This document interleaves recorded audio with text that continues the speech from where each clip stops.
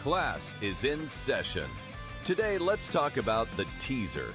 A teaser is a multi-leg bet where you shift the point spread in your favor. You get better numbers, but every selection has to win. It doesn't matter what you bet if you don't have the insights. Tune into SportsGrid and get ahead of the class. But I remember being 16 in high school, being in my school uniform, long pants and a tie, and I deadlifted 200 kgs, so that's 440 pounds. So yeah, so that was I actually have a video of it, so it might get leaked somewhere. Someone might be able to find that one. We might need to get that one to B-roll the show in. The Smiley Show, only on SportsGrid. Marshall's a tough environment, though. Marshall's that sneaky road trip, in my opinion, and this has been like a decade long that Marshall's been fire at home and terrible on the road. That's a dangerous road game, but if you look at, there's no return game with Kent State. There's no return game with Akron. Maybe when they go to UMass with Frank Martin being such a good coach, you know, he could really take teams out of their rhythm. But I think there's a case that they could be undefeated in the regular season. In-game live, only on SportsGrid. 57% chance of winning a PGA Tour major. Would I be wrong by saying I want to invest in the no on Scottie Scheffler? And that $100 investment would pay back $213 here. Everybody thinks Scottie's going to win. It's like 100 golfers in those fields each and every week in the majors, the best golfers in the world. I'm going against the grain, Joe. Give me the no on Scottie Scheffler. Prediction Markets Edge, only on SportsGrid.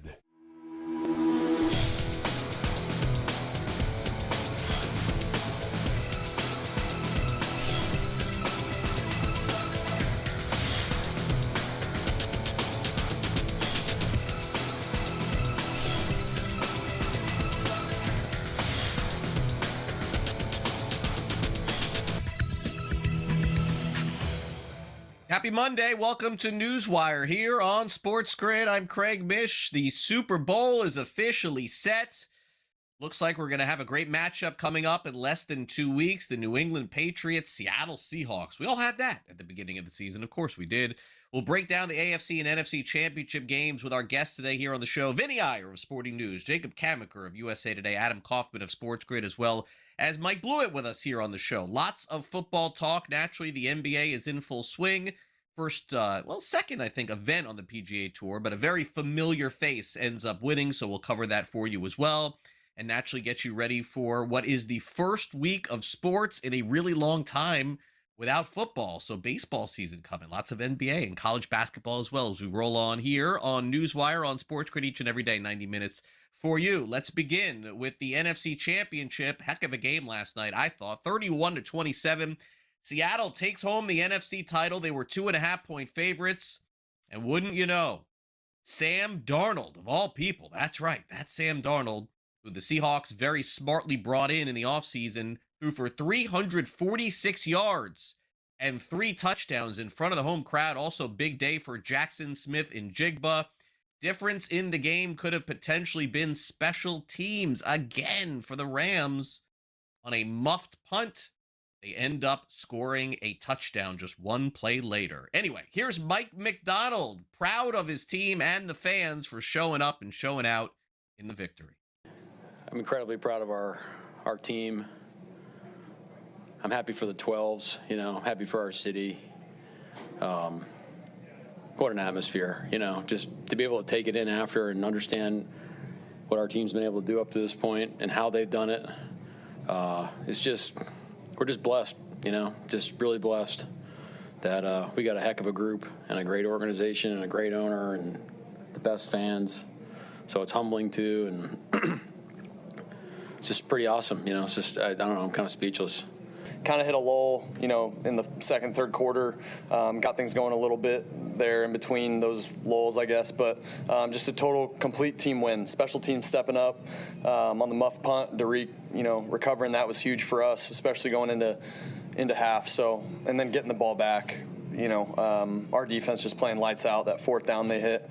I think it was 4th and 4, something like that. Just an incredible stop by our guys. So just like I said, complete team win and. very proud of this group. Disappointing outcome for the Rams. They do not get back to the Super Bowl after the loss in Seattle yesterday. Sean McVay, no stranger to tough playoff losses, as well as quarterback Matthew Stafford. Never know where his future could go. Here's McVay on how proud he was that the team got this far. I love this team, and I wasn't ready to stop working with them. Thought we had 2 more weeks together.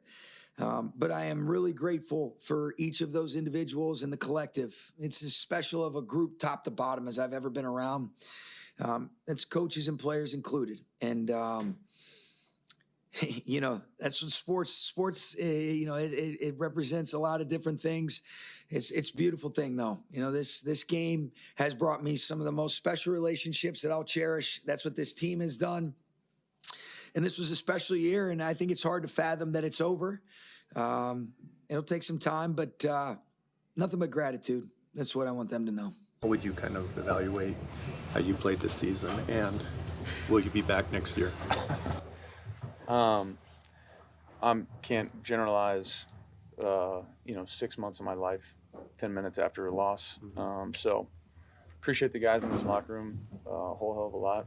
Everybody that helped me, and helped our team be as successful as we were this year. And that's all I'll answer for you.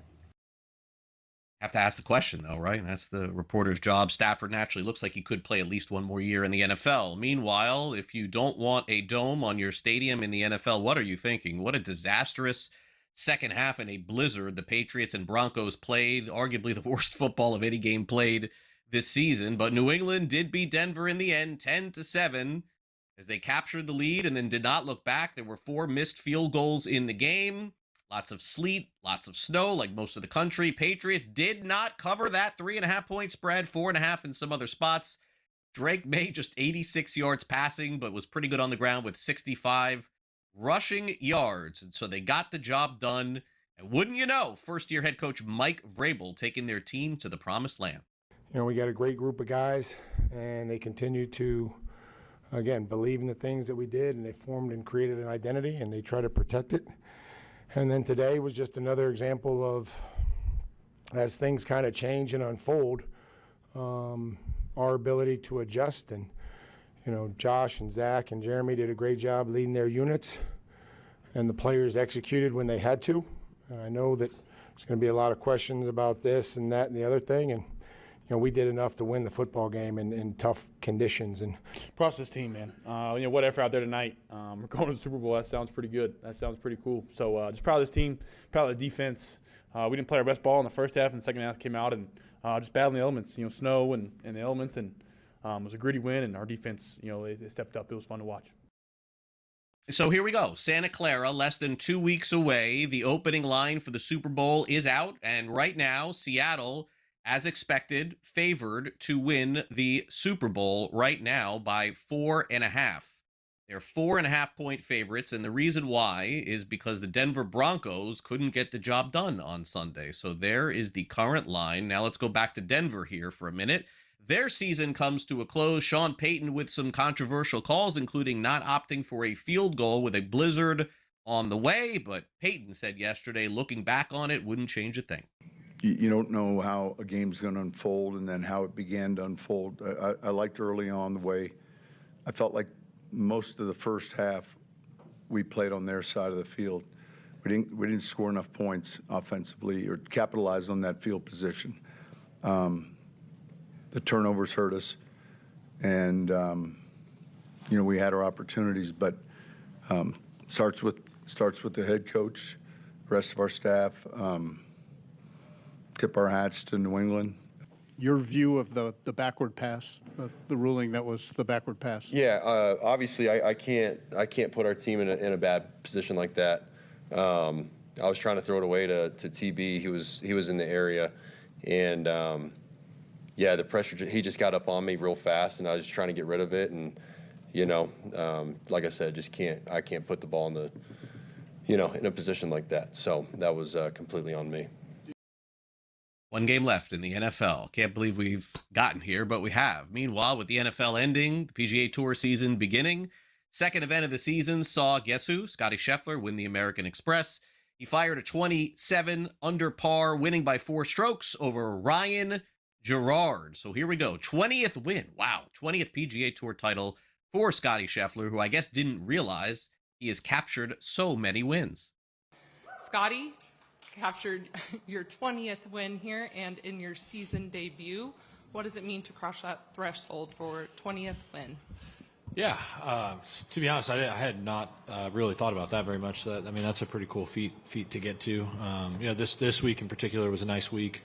Got off to a good start over there on La Quinta, and then I came over here and kept the momentum going on these 2 courses. And today was a day in which I played pretty nice and did some good things out there. And I hit a lot of wedges really close to the hole and gave myself some easy birdies. And then when I was out of position, did a good job of getting the ball up and down.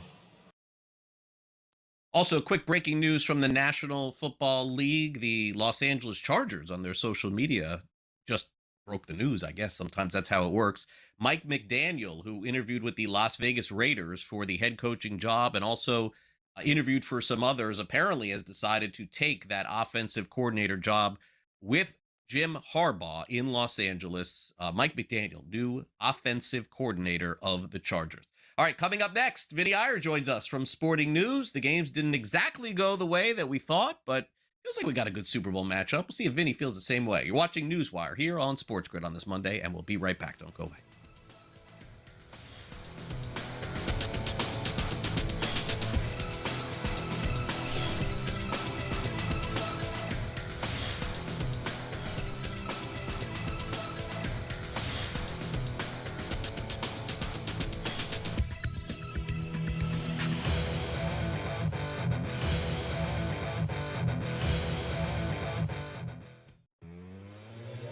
Marshall's a tough environment, though. Marshall's that sneaky road trip, in my opinion, and this has been like a decade long that Marshall's been fire at home and terrible on the road.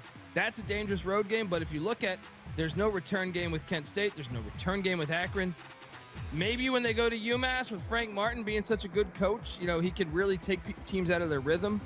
But I think there's a case that they could be undefeated in the regular season. In-game live, only on SportsGrid. If there's more revenue for the league, there's more revenue for the players, and that would make it saleable. So they may have objections. There's more risk of injury the longer the season goes. But these guys, their careers are short. The money is good. Money would be better. So I wouldn't bet against the league expanding sooner rather than later. NewsWire, only on SportsGrid. This is the fear that we had going on. And the players obviously were paid $10,000 to $30,000 per fix. But what this does is it hits at the core of the identity in the sport, especially in the modern day betting era. College basketball today, only on SportsGrid. His wife and his kids were like, I kind of like this. This kind of works out for me. Hey, daddy's a celebrity again, so I get access to things. Daddy's making money again. Hadn't made a nickel in the last 5 years. Now he's made a lot of money, so I'm sure they're good. Yeah. But all of a sudden, the prospect of daddy being away, like he ain't cheating on you in Buffalo, I can tell you that. I live there. The Craig Carton Show, only on SportsGrid.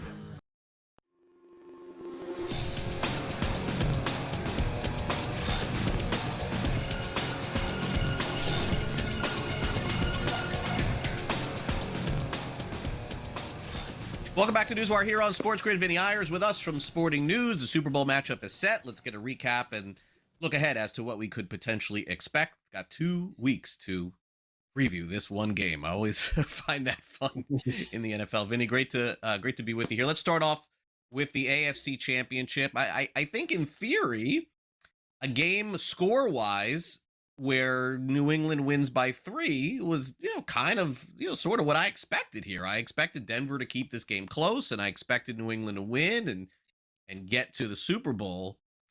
But I feel like I don't even know that I could judge anything that I saw in the second half of that game as, extremely unfair weather conditions in this one. And I don't think people are discussing that enough. They're just saying, New England won. I mean, New England, I think, in the Super Bowl, we could see, they could score 30 on Seattle. I mean, it's certainly possible. I just don't know that there was a single takeaway, which is rare, from an AFC Championship game that we could even use in the Super Bowl. And I haven't even gotten to the fact that the Broncos were using a backup quarterback. Yeah, I think the Patriots, one thing you take away from their AFC playoff run is the fact that they played dominant defense. And they needed to play dominant defense because their offense stunk. It was not what we saw in the regular season when they were putting up 28 plus points per game. So that defense really saved them. I know the quarterbacks they faced weren't exactly murderer's row, and it kept decreasing when you went from Justin Herbert to CJ Stroud to then Jared Stidham. But look, then you get Sam Darnold to the Super Bowl. So you could argue that this is not the biggest run of quarterbacks you'll ever see in their run, but you got to beat the teams that are in front of you, and you got to take care of business. You got to protect the ball, and that's what they did. I mean, they protected the ball better in those conditions, made better decisions in critical moments than the Broncos did, and that's why they won the game. Now, it looks like it was a field goal, but you didn't really feel that the Broncos, once they went behind in that game and New England took the lead, that they didn't really have a shot, right? The way the Patriots are playing after that first drive. And then you had Drake May. Look, he wasn't fantastic at all. He was in the shell of what we saw in the regular season, but he still ran big time against the Chargers and the Broncos when they needed it. He made the plays in the second half they needed. So, I mean, people are going to kind of rip into Drake May a little bit, but again, he did what he was able to do in some tough matchups, and his team came through for him. So I think what you're seeing is the Patriots and Seahawks are complete teams. It's not just about the quarterback, but they're in the Super Bowl at 14-3 because they're good, well-rounded teams that should be in the Super Bowl. Let's play that Monday morning quarterback for a minute, Vinny. Do you indict Sean Payton for not knowing the weather, what was coming, and not taking those points like was indicated, and now we're all circling back and saying that he should have, or do you think that he made the right decision on going for it on 4th and 1? I think I would have kicked the field goal for multiple reasons. The way the Patriots defense had played all throughout the playoffs, like you got to take the points that are available to you when you have them, and it could have been this battle of attrition going back and forth, right? So every point was big based on how his defense was playing, based on the way the Patriots defense was playing, regardless of what was coming weather-wise. I think you just have to say, hey, we got a backup quarterback. We moved into the red zone. We got to take points with that. And you don't know what's coming, and then we know what came. They didn't score any other points in the game. Right. So I think you just have to look at the game situation. It's not always about the analytics of that moment and what you should do in that situation, but based on the big picture of the entire game. And I think from that perspective, Mike Vrabel outcoached him for sure. I mean, they played keep away, but it was intentional in the second half, and it really paid off for the Patriots. Yeah, and by the way, if we saw that weather the entire game, Vinny, I don't think anybody would have scored. Could have been 3-0 or less. Yeah. Like I don't even know what would have happened, but nobody was scoring in that second half. Once Lutz missed that field goal in the 4th, I was like, all right, that's it. Meanwhile, Patriots take care of 3 teams in top 5 defenses: the Chargers, the Texans, and the Broncos, on their way to the Super Bowl. And by the way, you could kind of see, it's like you feel bad for Sean McDermott for a minute. And then you look at this and say to yourself, how did Buffalo between 2016 and 2025 not make one Super Bowl appearance? That's what kind of hit me from here, looking at all the Patriots appearances and the Chiefs, and then the Bengals stuck in there, and then New England as well. And so as Buffalo searches for their next head coach, we'll certainly see which way things go. All right, now, Vinny, let's move on to the NFC, a game that was very wildly entertaining. And, I think that the Rams basically have no one to blame but themselves for losing in this one. Their special teams has crushed them all season long. It did again. I don't know if that poor kid is the one that we should be beefing over today, but let's also give credit to Seattle. I think personally, Vinny, in a rare scenario, not playing a narrative, not playing a story here, I think they won because they played at home. I do. I think the home field helped them just enough to win that game. And I don't know that they win if they play in LA. I think if these two teams play 10 times, one team wins 5, the other team wins 5. Very impressive for both. Yeah, definitely. It was a big factor in the first game for sure against the 49ers. They came out flying. They had the return touchdown. It was over before it really got going against San Francisco. That was a big deal. And then this game, look, yeah, the crowd was a big factor in the second half. That red zone drive where the Rams were stopped there with the potential to take the lead. And that was basically their last possession shot. So in the end, Sean McVay made the right call, knowing that he was only going to get the ball back with limited time. So the Seahawks, I think, just played, again, great situational football. They had their crowd behind them the whole time, but they also earned that, and partly because the Rams made a lot of mistakes in the first game that allowed the Seahawks to come back and split that series, allowed them to win the division, right? And that set them up for the number one seed. So the Rams kind of put themselves in this position by losing that second Seahawks game and allowing the Seahawks to have this home field advantage. So they earned it in the toughest division. So this is why they earned it, to have it here for this type of game. And it was a huge X factor in this game going down the stretch. We'll have much more on the NFC Championship, by the way, coming up with Jacob Kamaker from USA Today in about 10 minutes from now. So stay on the grid for that. Vinny, any early lean on the Super Bowl at all, or you want to check back next week? I'd give you time on this one if you need some time to check back next week. I mean, does anybody beat Seattle, honestly? Like, I don't know. It seems like they're just so much better than New England. Maybe I'll be wrong.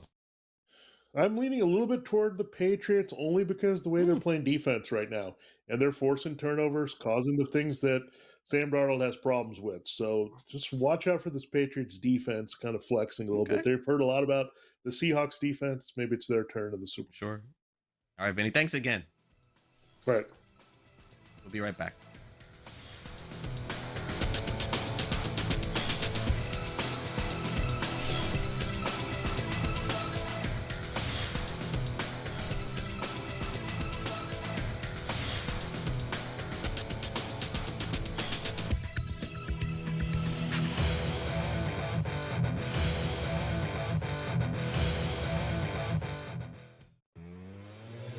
Marshall's a tough environment, though. Marshall's that sneaky road trip, in my opinion, and this has been like a decade long that Marshall's been fire at home and terrible on the road. That's a dangerous road game, but if you look at, there's no return game with Kent State. There's no return game with Akron. Maybe when they go to UMass with Frank Martin being such a good coach, you know, he could really take teams out of their rhythm. But I think there's a case that they could be undefeated in the regular season. In-game live, only on SportsGrid. If there's more revenue for the league, there's more revenue for the players, and that would make it saleable. So they may have objections. Certainly there's more risk of injury the longer the season goes. But, these guys, their careers are short. The money is good. Money would be better. So I wouldn't bet against the league expanding sooner rather than later. NewsWire, only on SportsGrid. Just the fear that we had going on. And the players obviously were paid $10,000 to $30,000 per fix. But what this does is it hits at the core of the identity in the sport, especially in the modern day betting era. College basketball today, only on SportsGrid. His wife and his kids were like, I kind of like this. This kind of works out for me. Daddy's a celebrity again, so I get access to things. Daddy's making money again. Hadn't made a nickel in the last 5 years. Now he's made a lot of money, so I'm sure they're good. But all of a sudden, the prospect of Daddy being away, like he ain't cheating on you in Buffalo, I can tell you that. I live there. The Craig Carton Show, only on SportsGrid.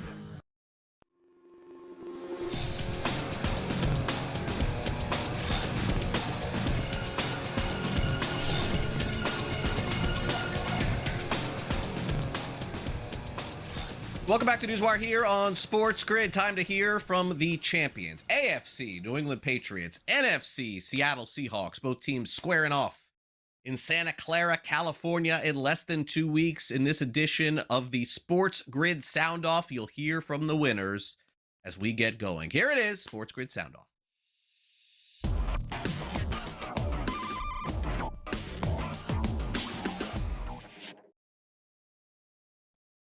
More so than the Seahawks, you'd say that the Patriots had a storybook season. A lot of folks thought at the beginning of the season, because of their schedule, they could have a good year.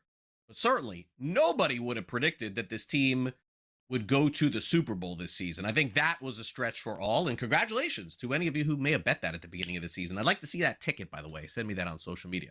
All right, let's start off. We'll hear from Milton Williams, Christian Gonzalez, Stephon Diggs, and Hunter Henry as the Patriots are back in the Super Bowl again. Just enjoy coaching us. He's proud of us. Said no curfew tonight. But the bus leaving at 8 in the morning, so if you ain't on it, you ain't playing in the bowl. So I'm pretty sure everybody gonna be on that bus. Did he say that? Oh yeah, I ain't playing. He said that. Yeah, I mean, we just want to give something, the fans, the city, to be proud of, to cheer for. The city is known for winning, so to be able to do this is definitely big for the city, and I'm happy. Yeah, our offense ended with the ball, so I'm so thankful for making plays. Gonzo and the defense, they show up each and every week. Hopefully they get the respect that they deserve. They continue to show up and show that they hold it down for this team.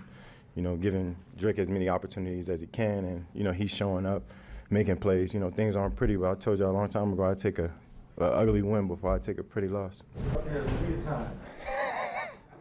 Some bad ones, huh? Many times.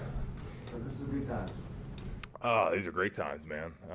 To do it with these guys, man, what a blessing. Filled gratitude. I think I've said it over and over again.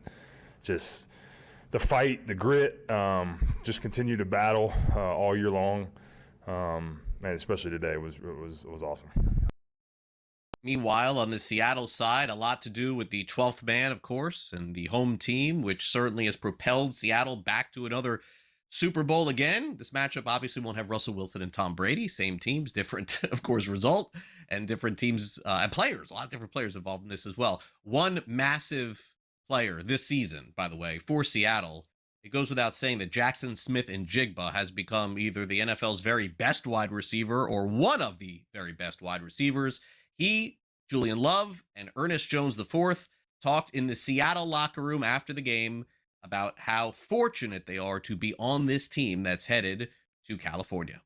Super honored, to be a Seahawk and, to give everything, on that field for my brothers. So go ahead. What's this feeling like? It's a dream come true, honestly.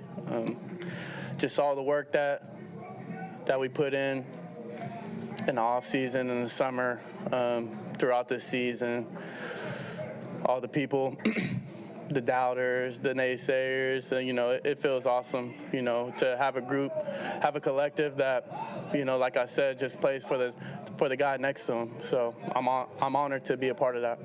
It's surreal. I mean, yeah, I'm hugging Leo after, obviously, we've been through, but I would not be here, without this special unit, top down, obviously from John to Mike, and then the guys on the field. I just love playing with these guys. Here we go. I can't describe it, man. This is everything that we prayed for, everything that we worked for, man. To see those guys celebrating in that locker room, because man, we won the West, won the division. Now we NFC champs is nothing better. So I'm excited, ready for this opportunity. Great week for the Seattle Seahawks. Now, last week, it was a great week for University of Indiana. And, of course, all the players are starting to bail from that school going into the NFL. Their best wide receiver today, I don't know why it took so long. Maybe he was looking at some of the draft, but Omar Cooper Jr., their top wide receiver, he had an okay game in the championship, but had a great season, over 900 yards. Announced today on social media that he is headed toward the draft. So officially, 5 players from that game, including Fernando Mendoza, have made the announcement between Miami and Indiana that they will partake in the upcoming NFL draft, which we, of course, will have covered for you coming up in just a couple of months here on SportsGrid. All right, up next, Jacob Kamiker weighs in on the NFC Championship. Maybe we'll get a quick prediction out of him for the Super Bowl as well. You're watching NewsWire here on SportsGrid. We'll be right back after these messages. Don't go away.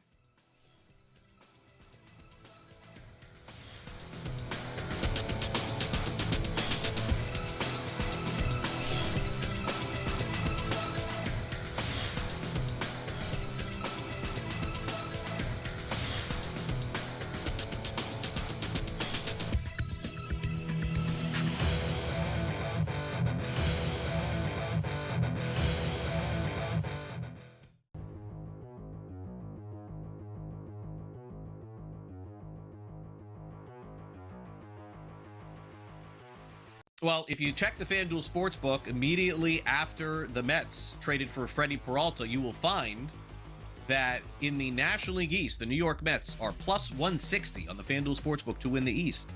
That's followed by the Philadelphia Phillies at plus 200, and the Atlanta Braves are right there as well. And then, of course, you have the Marlins and then the Nationals after that. The Mets are favored to win the NL East. Buy or sell. The Mets, George, will win the National League East this season. Buy or sell. So defensively, this team's going to be a nightmare. Pitching, yeah, okay, I like Peralta. I like McClain. But Craig, can McClain go 150, 170, 180 innings? Don't know. We'll see. And they have good depth there. Peterson, Sanger, blah, blah, blah. Everything they go there. Are they going to win it? No. Wow, I'm going to sell this. It's not so much that I'm down on the Mets, but Philly's still a good team. All right? Atlanta, a good team. I think Atlanta is one pitcher short of being that team. All right? And maybe they have a team that gets Gallen or gets Framber Valdez. Even those guys aren't the same they used to be. Atlanta seems to be a number one. Can they be a 4 or 5? Yes. And I think I would like Atlanta a whole bunch here. So it's not a knock on the Mets. I think they're a playoff team. I just don't think they're going to win the division. Small sell. I am with George. I think that the Braves are being supremely underrated here. Like, this is a team that easily could win the division. Would they make another signing like that? I don't know that they would. Philadelphia's perspective, are the Phillies as good as last year? They don't, Zach Wheeler, gone for now, I guess. Is he okay? Can he pitch? Ranger Suarez, not there. Dallas Garcia, that's the big ad for the Phillies. So I think it's going to be close, but I don't think it'll be the Mets. Fantasy Sports Today. Friday, starting at 3 p.m. Only on SportsGrid.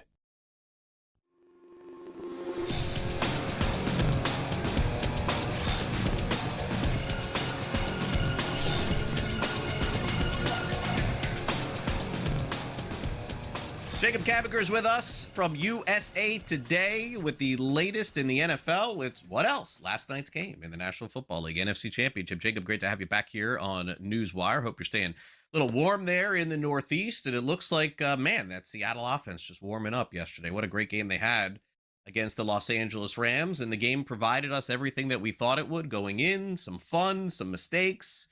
But in the end, I do think the better team won. As I said previously to our previous guest, Vinny Iyer, who you know very well, I really think the home field did, for once in a blue moon, play a factor in a game of this magnitude. I thought those fans did a really great job, and I think that some really opportunistic games and some surprises as well. Maybe we'll get some of those in the Super Bowl too. Yeah, I think you're right on point that home field advantage certainly played a role for the Seahawks in this one. Their fans just get so loud. It seemed to rattle the Rams a little bit early on. And just a few times throughout the game, it seemed like the Rams were having a little bit trouble getting lined up or just getting the communications all set up. But you really have to give Seattle a lot of credit with what they've done in Mike McDonald's second year. I mean, Sam Darnold played one of the best games of his career against the Rams the other day. He was just rock solid, steady throughout it. And he didn't make any of those critical mistakes. And as we've seen often throughout this defensive-minded playoffs for the most part, it's the team that can avoid making the mistakes that ends up going on to win the game. And I think the Rams deserve a lot of credit for how they performed this season, specifically on offense. But Craig, I think that defensive unit was maybe just a little bit overrated. They generate a lot of pressure, but their coverage is still sort of hit or miss. They have a lot of young players that they've plugged in back there. They could really use a top-tier cornerback, I think. That's going to be an area of need that they look at this offseason. They have 2 first-round draft picks. Maybe they'll look at one at that point there. But I think I agree with you. The Seahawks are definitely the better team. They don't really have a true weakness. I think you look at the Rams and how they lost that game and you say, yeah, the secondary, it has some pieces, but they're missing that true number one coverage guy to help take out a guy like Jackson Smith-Njigba, who was just pretty much unstoppable with his route running throughout the entirety of the game. But props to the Seahawks for getting through, and we'll see how they do in the Super Bowl. Yep, and Sam Darnold makes the great story. Super Bowl, we need good stories. We got one with Darnold, of course, throwing for 346 yards and 3 touchdowns in the NFC Championship game. So certainly living up to the billing as far as needing him to have a big one to win. He did, and made no mistakes, too. It just seems like all the mistakes, Jacob, may have been made by the teams that he was on before Seattle. The Jets, most specifically, drafted him 3rd overall, and look where he's come since then. I mean, you could even say the Panthers screwed up too. Now, San Francisco, I don't indict them at all. Like, he was the backup there, and so he got the starting gig with the Vikings. But Jacob, looking back, Jets screwed up, Panthers screwed up. I would say the Vikings probably did as well. Yeah, I think you can clearly make a case for that for the Vikings just based off this year's performance alone. Now, maybe down the road we'll look back and say, oh, JJ McCarthy developed into something nice and was able to lead the Vikings on a title run. But given Darnold's performance this year, you have to wonder, hey, had he been on the Vikings, would they be able to have made the Super Bowl? It's hard to say, but I think you look further back. The Jets, obviously, he did not have a good time there. We had the seeing ghosts moment there, which he'll get a chance to avenge in the Super Bowl against the Patriots, which is pretty awesome storyline, as you mentioned. But I think the biggest mistake on that list is probably the Panthers, because I believe at the end of his time with the Panthers, he had maybe 3 to 5 starts, and he performed pretty well throughout those. And they sort of just let him go in free agency. I forget who they moved on to with their quarterback, but they could have just retained him cheap, gave him a year to prove himself as a full-time starter, and they didn't really want to do that. So it has been a really interesting journey to watch him kind of develop and grow with all these different teams. And I'll be honest, Craig, when the Seahawks signed Darnold, I thought it was going to be a poor fit. I thought he was going to struggle because the offensive line in front of him hadn't been very good. But he's really defied what expectations I had for him and outperformed really what everyone thought he would do. So props to him for continuing to develop and continuing to prove the Jets and the Panthers specifically that they were wrong to get rid of him. And Mike Macdonald, great job, I would say, Jacob, in the NFL. If you said, like, give me the top 5, not coaches, top 5 anonymous coaches, I think Mike Macdonald would be in that top 5. A lot of people do not know who this guy is, and they're definitely going to know now because he's going to be playing for the Super Bowl, and they will be favored to win the Super Bowl naturally as well. All right, Jacob, let's get now to the postscript on the Rams, whose season comes to an end. A team that were playing a little charmed life, I thought, over the last month or so, just sort of playing these close games, winning some, losing some. I think I mentioned to you last week, my concern going into this game was not the previous game. It was that Falcons game, that they just looked awful. So weird on Monday Night Football. I just don't think they looked right for the final month. And I think with the season that Stafford had, and I certainly hope he wins the MVP and he comes back next season, very clearly the Rams getting field goals blocked, missing field goals, dropping punts, dropping kickoffs. I don't know how you coach that, Jacob. I'm not the expert there, but that doomed them this year. That's it. Yeah, absolutely. You hit the nail on that with the special teams being a big-time problem for them. I believe they moved on from their special teams coordinator towards the end of the season. I believe they moved on. It was Chase Blackburn, I believe, and they brought in Ben Kotwika to kind of steady the ship there, or he had been an assistant and he'd been promoted. But Sean McVay knew that was an issue, and it kept rearing its head at the worst time throughout the season. And we saw that last night with Xavier Smith's dropped punt. That could not have happened at a worse time. And Smith's been around. He's been on the team for 3 years, so it's not like this was a rookie mistake. This was just a very ill-timed drop punt that really changed the complexion of that game. They put Kyron Williams in to kind of steady the ship at punt return after that. But yeah, there have just been too many mistakes like that. And during the postseason, it just felt like, you're right, the Rams weren't operating at peak capacity. They were playing those close games against the Panthers and Bears, who you felt like, man, they should really be beating these teams by a little bit more. I mean, going to overtime against the Bears was certainly, I understand the weather was a concern there, but they really had a chance to kind of pull that one out late. And I thought Sean McVay made kind of a conservative coaching call late in the game that allowed the Bears to get that touchdown that tied the game. So there's just a lot with the operation that of just these little things that piled up for the Rams. I'm not worried about them. They're still going to be a competitive team as long as Matthew Stafford's around. But I think if they clean up their coaching operation, specifically on special teams next year, and just add some more talent to that defense, particularly the secondary, they'll be a lot better off for it. But they're still a very strong team. It's just an unfortunate exit for them against a real juggernaut like the Seahawks. Yeah, absolutely. And look, Seattle kept them in that game too with some bad penalties, one of which we're not even mentioning today here on the show because they got out of that thing. It could have been a disaster if that was the case. All right, let's end with this, Jacob. We do not have the full head coaching hiring cycle completed, but I feel like we're going to get closer now this week. So Mike McCarthy is back again, and this time he's coaching the Pittsburgh Steelers. He's the coach you bring in when you just kind of want to keep things going, it feels like, in the direction that they're going. So, look, Mike McCarthy, Jacob, he's never been bad, okay? Never. But I don't know. Like, Like this hiring just feels safe to me. And Pittsburgh, I felt like this was a coaching gig that they were going to try and take a big leap here, but I don't know that that's going to be the case with this.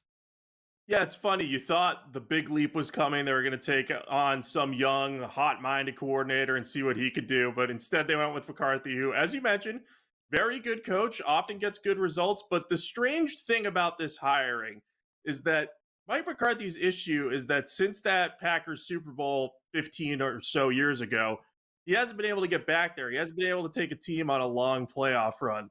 So I'm just wondering what's going to happen with Mike McCarthy. Is he going to be able to get them over the hump, or is this just going to be another situation where, hey, they're at kind of the same level they were at with Mike Tomlin?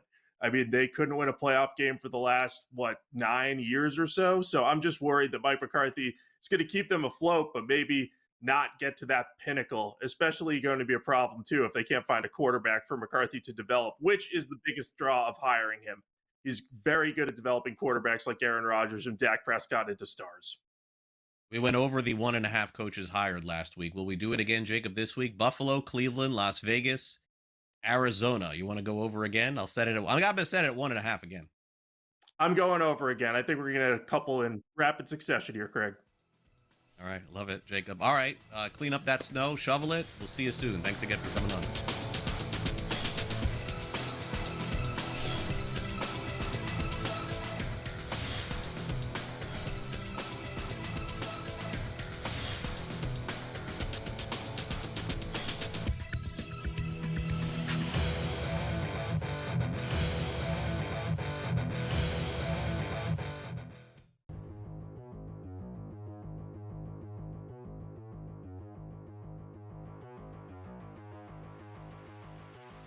Well, if you check the FanDuel Sportsbook immediately after the Mets traded for Freddie Peralta, you will find that in the National League East, the New York Mets are plus 160 on the FanDuel Sportsbook to win the East.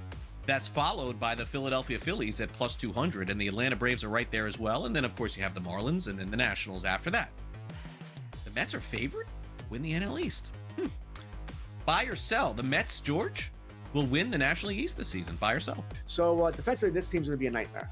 Pitching, yeah, okay, I like Peralta. I like McClain. But Craig, can McClain go 150, 170, 180 innings? Don't know. We'll see. And they have good depth there. Peterson, Sanger, blah, blah, blah. Everything they go there. Are they going to win it?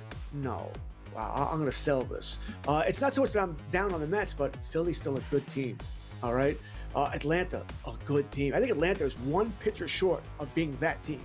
All right? And maybe they're a team that gets Gallen or gets Framber Valdez. Even those guys aren't the same they used to be. Atlanta's named to be a number one. Can they be a 4 or 5? Yes. And I think I would like Atlanta a whole bunch here. So it's not a knock on the Mets. I think they're a playoff team. I just don't think they're going to win the division. Small sell. I am with George. I think that the Braves are being supremely underrated here. Like, this is a team that easily could win the division. Would they make another signing like that? I don't know that they would. Philadelphia's perspective, are the Phillies as good as last year? They don't, Zach Wheeler, gone for now, I guess. Is he okay? Can he pitch? Ranger Suarez, not there. Dallas Garcia, that's the big ad for the Phillies. So I think it's going to be close, but I don't think it'll be the Mets. Fantasy Sports Today. Friday, starting at 3 p.m. Only on SportsGrid.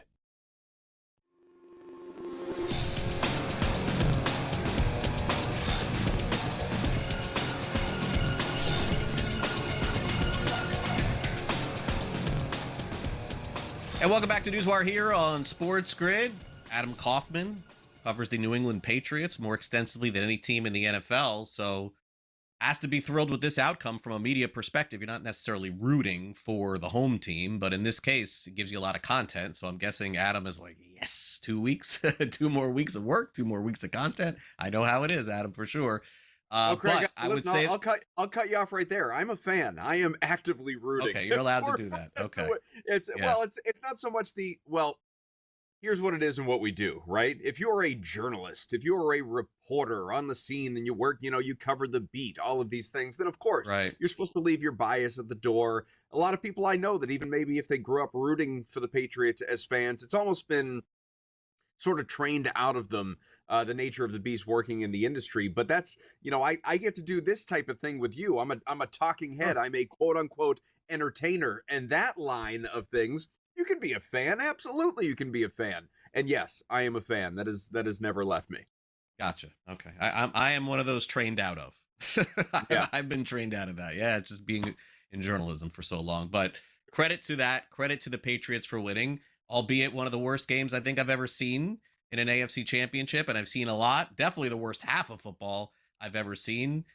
So I guess I'm just not surprised to see this end at the half. They should have just went home because those conditions were just insane to have to play in. But I do give the credit to the Patriots, because if their defense was horrendous, then I suppose R.J. Harvey and McLaughlin and those guys would have just ran all over them, because that's all anybody was doing.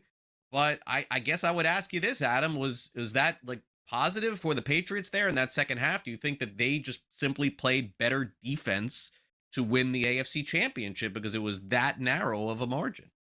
Well, I'll say this. You sound a little bit like Kurt Warner, of course, the Hall of Famer who lost to the Patriots back at the Greatest Show on Turf days, who still, all these years later, 25 years later, holds a grudge against New England for, some of the various conspiracies or just blatant cheating that happened along the way under the Belichick regime. But, I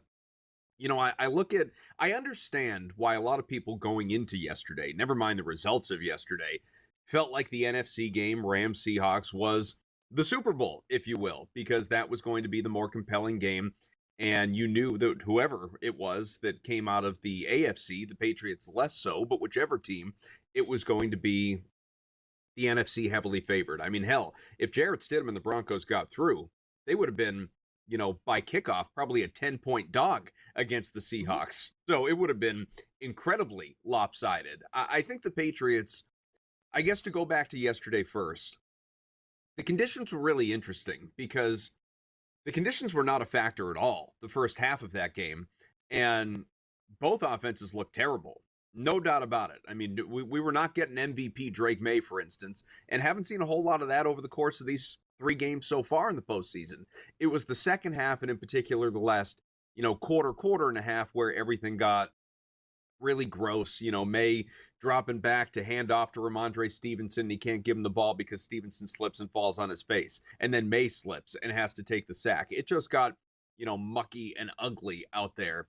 But I do think you have to, one, credit both defenses. Both defenses were terrific. And I was someone who was really skeptical of the Broncos defense over the second half of the year, and felt they were a little fraudulent, a little overrated, weren't really deserving of the top 5 recognition that the statistics over the course of a full year bared out. But, watching it, obviously the weather impacted things, but still, they got stops. They, in particular in that first half, made May and the rest of that offense's life very, very difficult, where I will contend that yesterday, feeds into all these people's opinions about the Patriots who are doubters, skeptics, and believe they've had this, easy path even in the postseason, never mind the easy regular season schedule. Is I do think, doesn't mean the Patriots would have lost, but I absolutely do believe yesterday's game, if you had a mobile Bo Nix, a la a mobile Drake May, as opposed to a pocket passer who couldn't handle pressure in Jarrett Stidham, who just got stuck there and drilled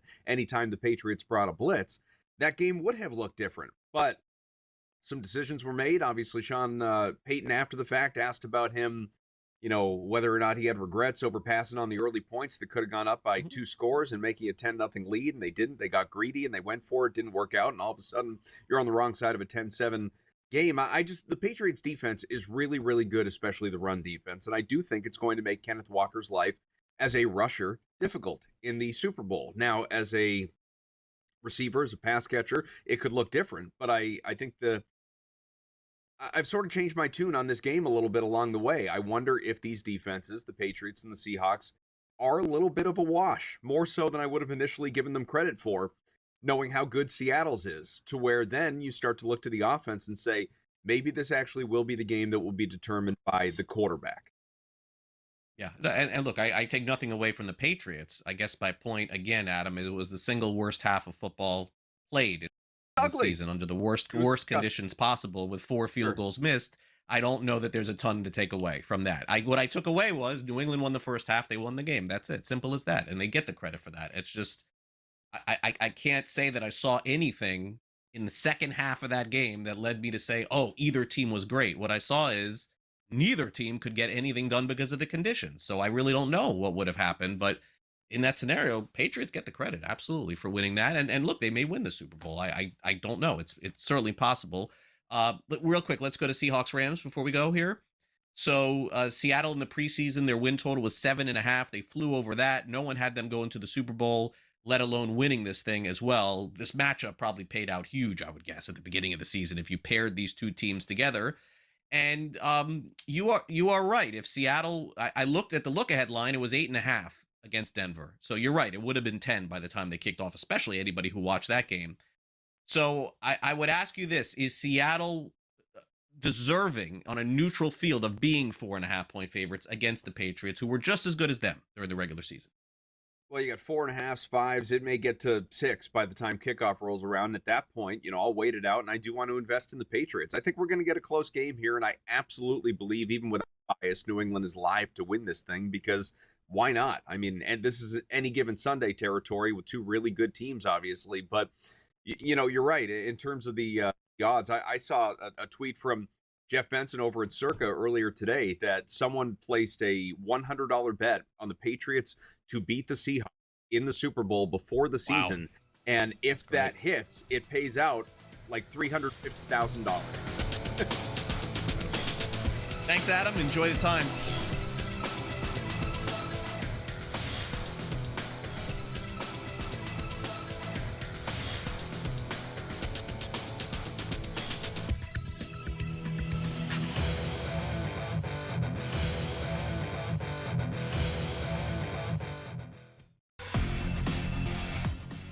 %7 chance of winning a PGA Tour major?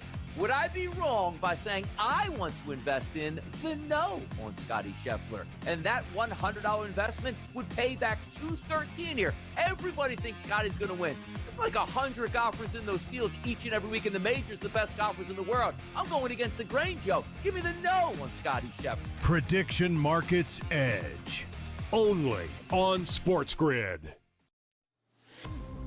What is going on with this John Morant saga, right? John's on the block. John wants to be traded. But now John comes back and he denies all trade targets, and John says he has no desire to play elsewhere. So he shut it down. He's still viewed as a franchise centerpiece when on the floor.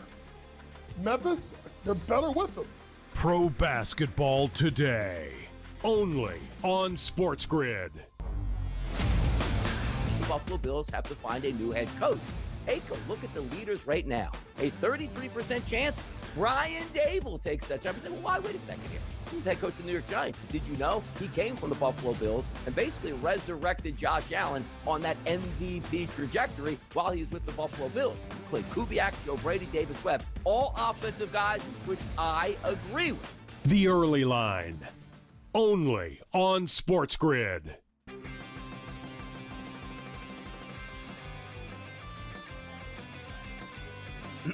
Class is in session. Today, let's talk about the teaser.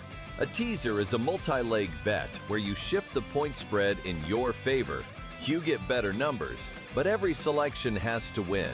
It doesn't matter what you bet if you don't have the insights. Tune into SportsGrid and get ahead of the class.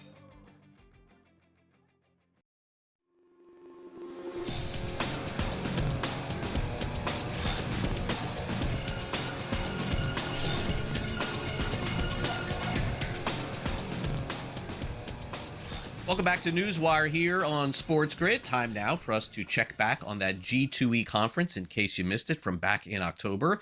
Today we have Hillary McAfee with a fun interview with the co-founder of Defy the Odds, Kelly Keene. For those of you unfamiliar, Kelly and her company are very into the idea of protection of sports wagering and also helping the involvement of some of these companies become profitable, because as we know, the first year or two for some of them have not been. Here is Hillary and Kelly. I'm joined by Kelly Keene today, the co-founder and CEO of Defy the Odds. Thanks so much for being with us. Oh, thanks for having me. Yeah, I've been looking forward to this. You're like an industry legend. You and Sue and Paris are, huge women in the industry, and you've made a huge impact. So They were amazing people. I'm so honored to be, working with them now. yeah, it's like three powerhouses together putting this program on for the rest of us. So we're all very grateful for that. Thank you. Can you tell us a little bit about Defy the Odds? Sure. It's a innovation startup launchpad working with early stage founders. Mission overall is to remove some of the barriers that exist in gaming for the very early stages. It takes a long time. It takes a long time to start generating revenue, and some of those barriers need to be taken down a bit. So we work with that. We have a community of startups that we run. It's online and live. Lots of resources, lots of network connections, lots of learning in the community. We just launched that fully last month. And then we're doing a little bit to bring some new money into the space. Family offices, influencers, athletes, that type of thing. What kind of barriers are people facing when they're getting into this space? A lot of it has to do with tech integrations. It takes a long time to get your product integrated. But before that even happens, it takes a long time to meet the right people. A lot of people coming from outside don't know we're all pretty much one phone call away, 2 phone calls away from knowing who the right people are within the space. Understanding how to grow with smaller companies, as your first partners, that type of thing, to find your product market fit, to validate what your idea is before you go to the big behemoths. All those types of learnings take a long time, and we're just trying to accelerate that a bit. How long have you been doing this program? It's a year old. We launched it last year in September. So we're still a startup too. We're still figuring things out, but it's a lot of fun. The ecosystem of startups in this space is really vibrant. Investors and startups in the space, really vibrant. Just really far away from some of the bigger gaming companies, and they need to know what's happening at the cutting edge of innovation. Do you have any success stories over the past year of companies? Listen, we really love working with female founders. There's not a ton in the space, and we thought we'd have a really hard time finding them or developing them. And it seems like there is an appetite from women to come in and own their own business, run it, that sort of thing, which is really great to see. So I take that as a win. That sort of thing is making sure that we build profile around that when people think of the startup ecosystem, it doesn't look one particular way. It looks however you want it to. Anyone has a chance to come in and do it. In terms of startups sort of making it, like I said, we've been doing it a year. It takes a little bit longer than that to do. So I don't have any, success stories that way. So not everybody knows your background in gaming leading up to this, because you have a lot of experience to start a program like this, which is no small feat. Between you and Sue and Paris, you guys have like all the resources and all of the experience to pour into this, but can you share a little bit about your experience? Sure. I mean, going way, way back, my first job was in horse racing. I went to school in Kentucky, and everybody gets into horse racing. So that got parlayed into, I met my now husband, and we moved up to Canada, so I worked for a sportsbook that was there. Just, I guess, a natural progression if you have that sort of gambling knowledge early on. I don't think anyone studies or, sort of dreams of going into it. We all sort of happened into it by mistake. But that was really, really fun, and that's what moved me over to the UK. So I was working for an online sportsbook back then. When I had my first child back in 2015, I really decided that leveling a playing field, serving women in leadership was my North Star, was my calling. I continued to do that. So I started a nonprofit called All In Diversity Project with my co-founder, Tina Thakor-Rankin. That's still an organization that's running and thriving. Back in January last year, my energy sort of flipped a bit, and I wanted to work with individuals rather than businesses. All In serves sort of the wider business community, which is sort of the evolution of how we got to Defy the Odds. And in the meantime, I've done a bit of work with some events companies. I was working with SBC. I'd really built a really great network through them. And I worked for a VC that was investing specifically in iGaming that was based in Europe. So what's next for you guys over the next 1 to 2 years? What are you looking forward to? We're leaning hard into the community, making sure that everyone gets to come in and get the resources and be able to share what they're doing with the rest of the gaming community. This is the growth rate that they can expect. Well, I just learned a lot just from that. So that's, you got one person. Thank you. Well, Kelly, thank you so much for your time today. It was my pleasure. Thank you.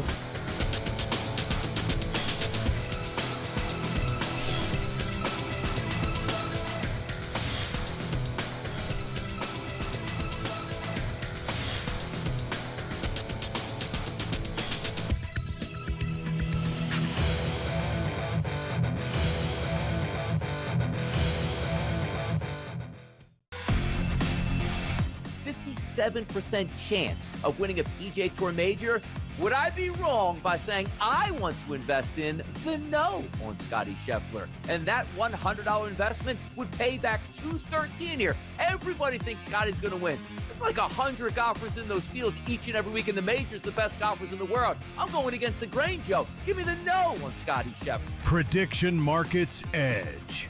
Only on SportsGrid. What is going on with this John Morant saga, right? Joe's on the block. Joe wants to be traded. But now Joe comes back and he denies all trade targets, and John says he has no desire to play elsewhere. So he shut it down. He's still viewed as a franchise centerpiece when on the floor. Memphis, they're better with him. Pro Basketball Today. Only on SportsGrid. The Buffalo Bills have to find a new head coach. Take a look at the leaders right now. A 33% chance Brian Dable takes that job. You say, well, why? Wait a second here. He's head coach of the New York Giants. Did you know he came from the Buffalo Bills and basically resurrected Josh Allen on that MVP trajectory while he was with the Buffalo Bills? Clay Kubiak, Joe Brady, Davis Webb, all offensive guys, which I agree with. The Early Line. Only on SportsGrid.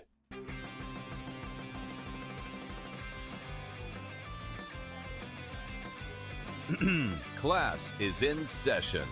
Today, let's talk about the teaser. A teaser is a multi-leg bet where you shift the point spread in your favor.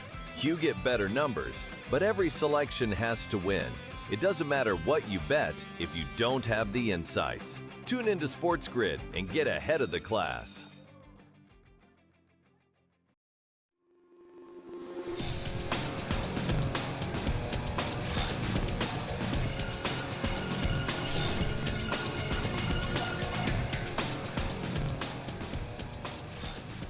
Welcome back to NewsWire here on SportsGrid. Mike Blewett is back with us here on NewsWire after completing a weekend of covering the National Football League for us here on SportsGrid. Mike, great to catch up with you here on the show. And I feel like the last time we talked, did things go exactly the way that we talked? Man, it feels like we did, right?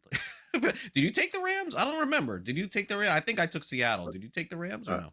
I took both favorites. So the Broncos cover. So. Yeah. The Broncos cover as dogs, but the Seahawks cover a short 2.5 point spread, which stayed locked in all week. They never really wanted to move it to 3.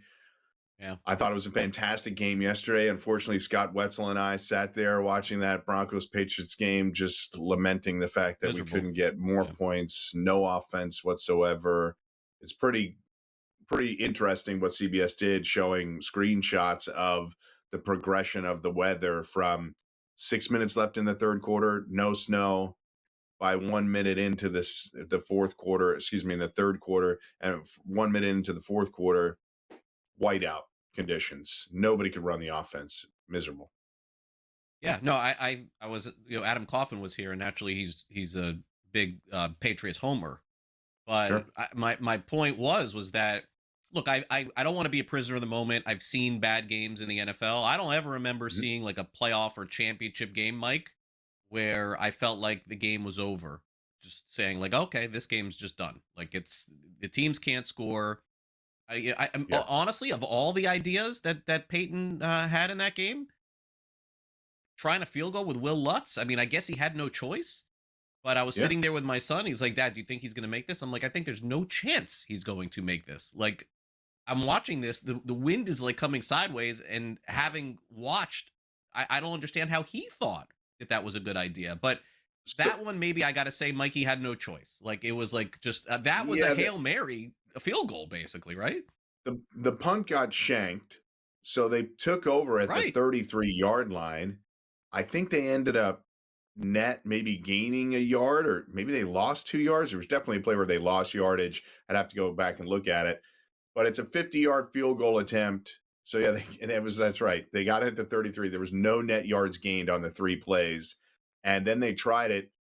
I don't know what it would have happened had it not been tipped. But I, like you, did not have any confidence that he was going to make it. No. It doesn't matter. Will Lutz is a good kicker. Borregales is a rookie kicker. What do you want them to do?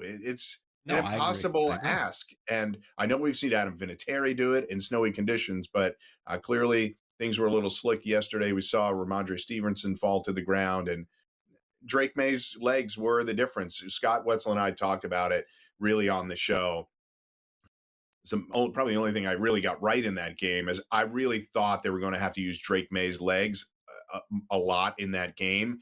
And certainly when they got to halftime and they were struggling offensively, especially the pressure that Denver was giving them early, Drake May's legs were a big factor in that game. The 28-yard scamper, and he picked up the big first down and the touchdown. Really the only two big plays they made in the game.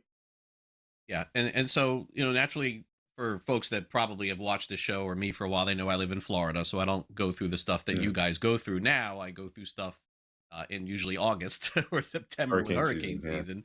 And now it's funny that I hear from my friends, you know what, I'll take the hurricanes, just get me out of this stuff. And it's like during hurricane season, they say, I never want to live there. Everyone has their complaint. But I guess to expand on that, Mike, and here's what I would ask.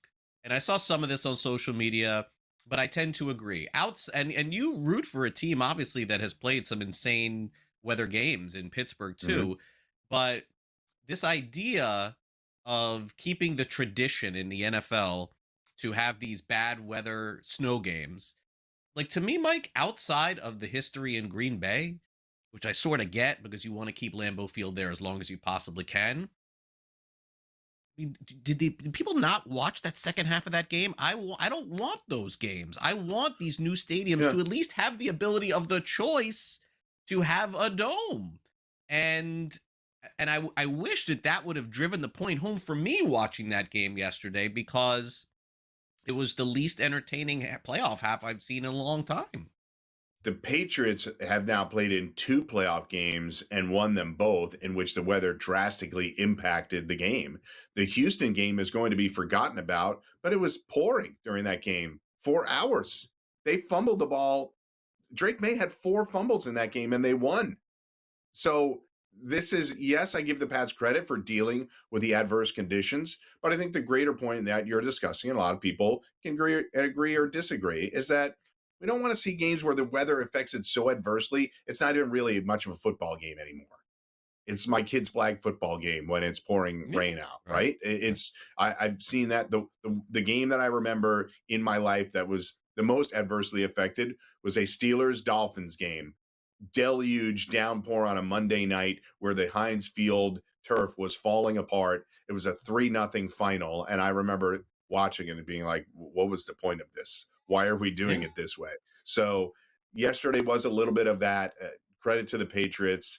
It's interesting, though, that they've won 3 playoff games, none of which featured their quarterback, an MVP level quarterback, playing particularly well. He had a few plays yesterday running it. He had a spectacular throw against the Texans that people will remember. But on the whole, he hasn't played particularly well. That's either a great omen for them, that they don't need the quarterback to play well to win playoff games, or a harbinger of disaster coming when they play the Seahawks. I think it'll be a competitive game. The Seahawks are favored for a reason, and they've been the hottest team in football for the last 2 months. You don't buy Bo Nix playing gives Denver the win, do you? I don't buy that. Definitely would have had a better chance, honestly, because Bo Nix, I think, would have had an opportunity to see some designed runs a little bit more. I was surprised they didn't do that with Stidham. But your point about once it got to 10-7 and the weather occurred, that game was over. The fourth quarter was a mess. The fourth quarter was a nothing. You can go back, anybody can go back and look at 13 drives to 12 drives. Right. The Broncos did not score on their final 10 drives. First time in Sean Payton's career that happened with any of his teams. And we're having 3-play, 45-second drives. The 2-minute warning even in the first half was a little bit of that, where we had multiple possessions and multiple missed field goals. So, I understand. Think Knicks would have a better chance to win, but would they have won? I don't know. I'm just saying. I mean, we got to midway through the fourth quarter, and the announcer said that this is Denver's 6th play of the second half. Yeah. I mean, that had nothing to do with Bo Nix. I mean, it was basically New England just kept running the ball and running the ball and running the ball. 13 and a half minutes of possession in the third quarter, New England. Yeah. Look, it's fine for me because I think the better team and the team that needed to get to the Super Bowl got to the Super Bowl in the end. We got the better result of the two. Unfortunately, with Knicks being out, Stidham showed he's a backup still in the league. Maybe with more time to prepare, better weather, maybe he could do better. Did throw a nice pass in the first half, but I think we definitely got the matchup there we deserved. Okay, so let's put a bow on Denver season, and then when we come back, we'll do the NFC Championship. Broncos had a really good year. Also think, like New England, got a little bit lucky. My guess is a team that got a little bit lucky one year falls back the year before. Remember, Denver was very unlucky 2 years ago. So the variance of that tells me Denver probably played a little bit, as they would say, over their skis, so to speak. I would guess Denver's win total next year is 8.5 or 9, maybe 9, probably 9. But I would not bet on them next year. I think that they will. And Peyton notwithstanding, really good coach. Yeah, a very highly competitive division in which their two biggest competitors really fell apart. The Chiefs completely cratered this year, and the Chargers were without multiple offensive linemen that very much impacted their ability to play the way they want to play. You could make an argument that the Chargers' 11-win season was sort of miraculous in that they lost that many players across both sides of the ball and ended up there. So Denver's got their work cut out for them, but they have opportunities to upgrade too, specifically at wide receiver and playmaking positions. All right, Mike, stick around. We'll do the NFC next. You're watching NewsWire here on SportsGrid on this Monday. Don't go away. We'll be right back.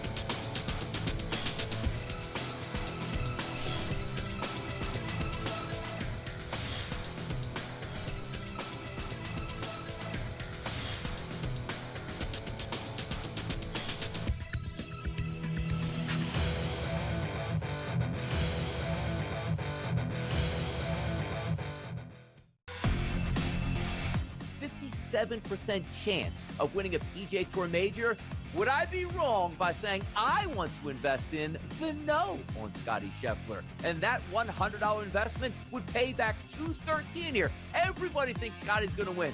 It's like 100 golfers in those fields each and every week in the majors, the best golfers in the world. I'm going against the grain, Joe. Give me the no on Scotty Scheffler. Prediction Markets Edge.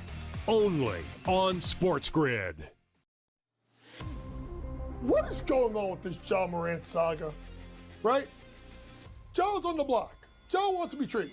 But now Joe comes back and he denies all trade targets, and John says he has no desire to play elsewhere. So he shut it down. He's still viewed as a franchise centerpiece when on the floor. Memphis, they're better with him. Pro Basketball Today. Only on SportsGrid. The Buffalo Bills have to find a new head coach. Take a look at the leaders right now. A 33% chance Brian Dable takes that job. You say, well, why? Wait a second here. He's the head coach of the New York Giants. Did you know he came from the Buffalo Bills and basically resurrected Josh Allen on that MVP trajectory while he was with the Buffalo Bills? Clay Kubiak, Joe Brady, Davis Webb, all offensive guys, which I agree with. The Early Line. Only on SportsGrid.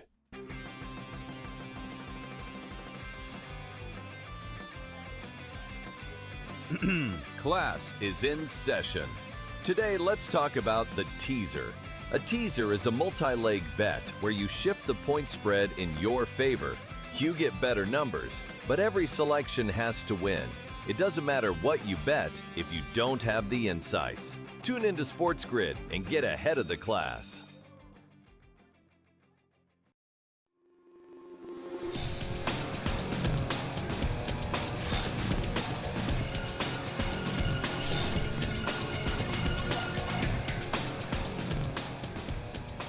Onward we go toward the Super Bowl. We have Mike Blewett, of course, who's hosting on Sunday and saw a lot of the action live and some live betting as well. Going to be ready for our Super Bowl coverage coming up in a couple of weeks.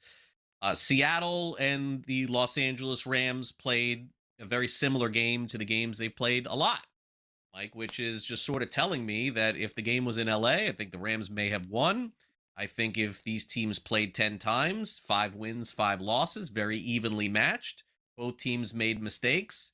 One made a mistake on special teams. One made a mistake with a penalty that almost cost them the game too. It had all the intrigue, all the fun, and in the end, it was just Seattle playing at home, I think, a little bit better than the Rams. That's all. No indictment on LA at all for me. No indictment.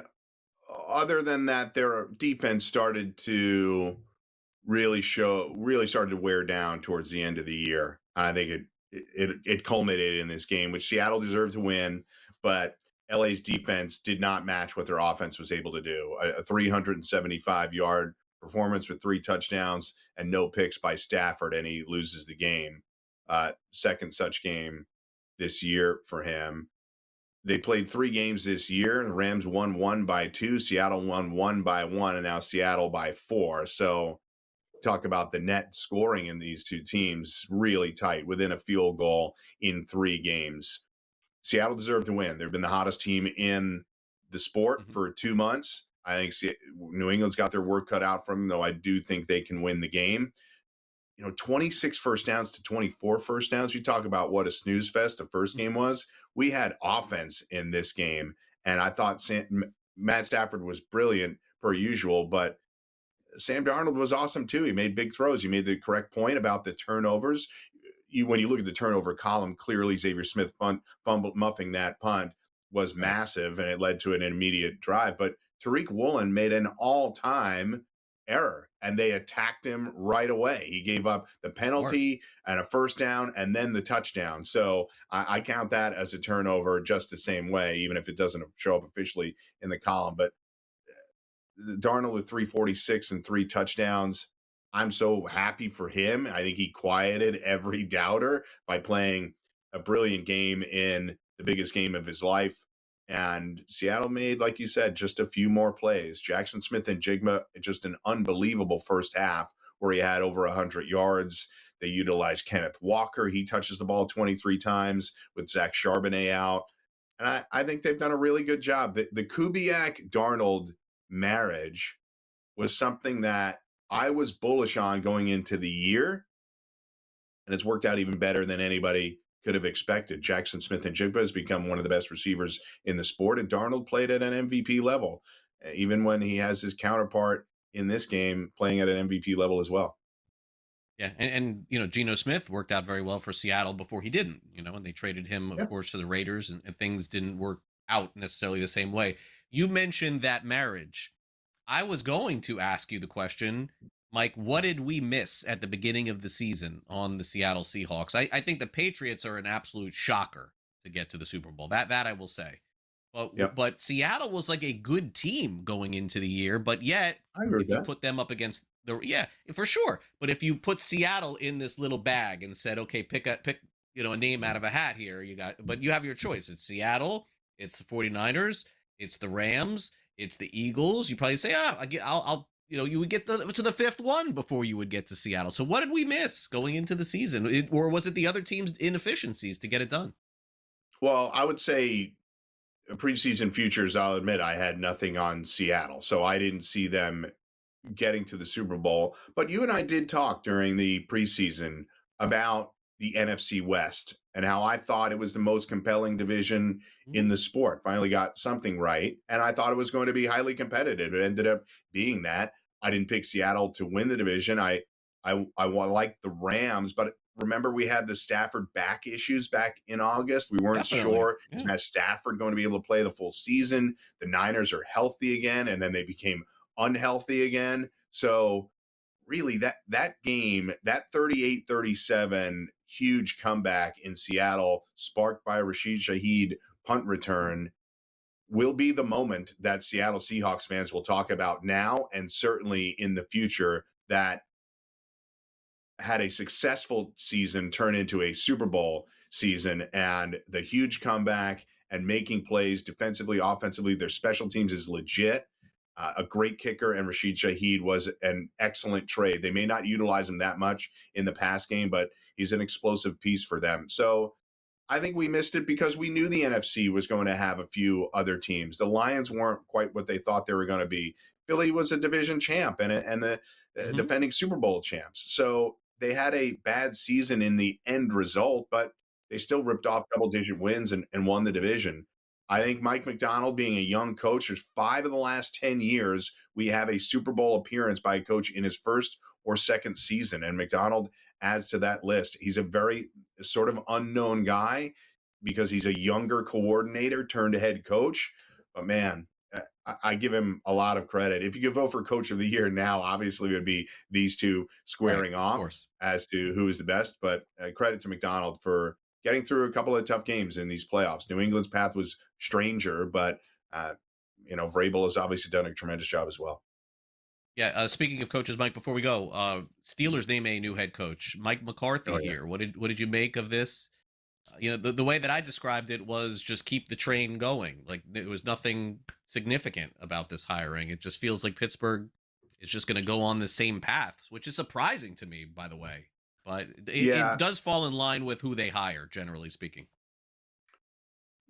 So what I would say is that this cycle has been about experienced head coaches: Saleh, Harbaugh, Stefanski, McCarthy. Even though McCarthy was on the sidelines last year, this is the first time the Steelers have hired an older coach. He'll turn 63 in the 2026 regular season, and they'll address some of the offensive issues they've had for a while. It's not that inspiring to me, but frankly, the last decade hasn't been that inspiring when it comes to end results. And I'm a big Mike Tomlin fan, but 19 years is a long time to have that job. I think they have to have some very specific offensive plans to get better and start utilizing some of the weapons they have on the roster.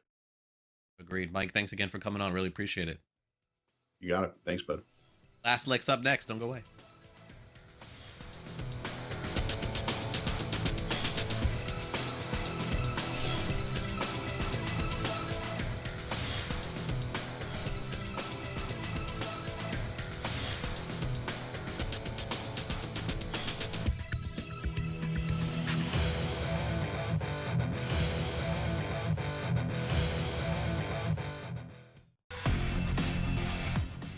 .7% chance of winning a PGA Tour major.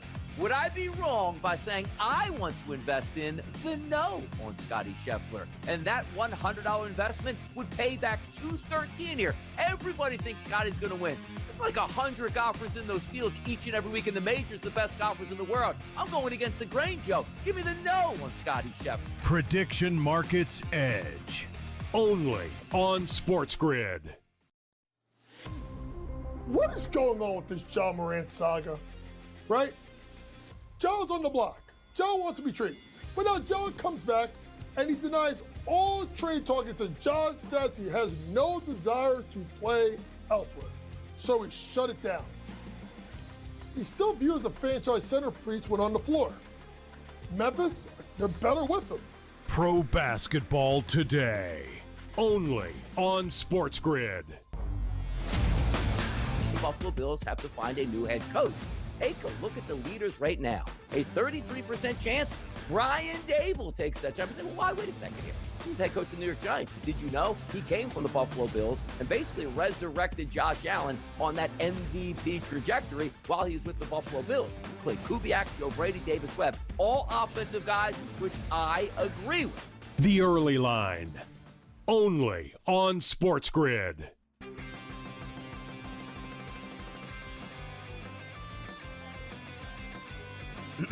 Class is in session. Today, let's talk about the teaser. A teaser is a multi-leg bet where you shift the point spread in your favor. You get better numbers, but every selection has to win. It doesn't matter what you bet if you don't have the insights. Tune into SportsGrid and get ahead of the class.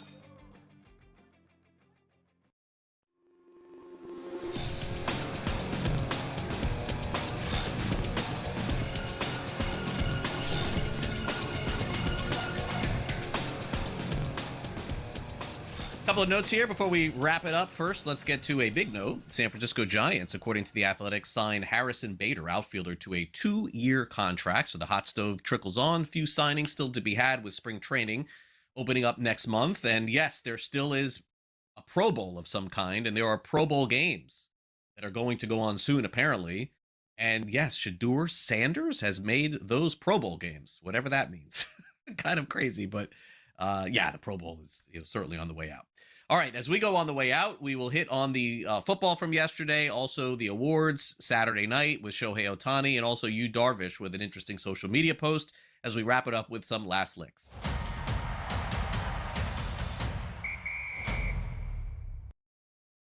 Well, if you were watching the Patriots and Broncos on Sunday in the second half of the game, you may have noticed something strange, which was, why is it snowing so much on this field?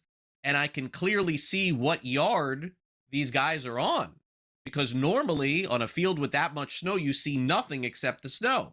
Well, that's because CBS superimposed digital yard lines during the game, which was met with some very peculiar outcomes, because while you could see the yard lines, because they were digitally done, at times you couldn't see the players, and very specifically the New England Patriots players were getting lost in the vision.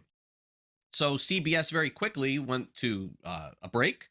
They came back, and then they did away with them for pretty much the entire fourth quarter. So I think we are appreciative of the fact that CBS did try something, but how did they get into this position to try it and not know that there was a chance that you wouldn't be able to see the players well? I'll still have no idea for that, but I give CBS credit, because otherwise we had no idea where any single yard line was on the field.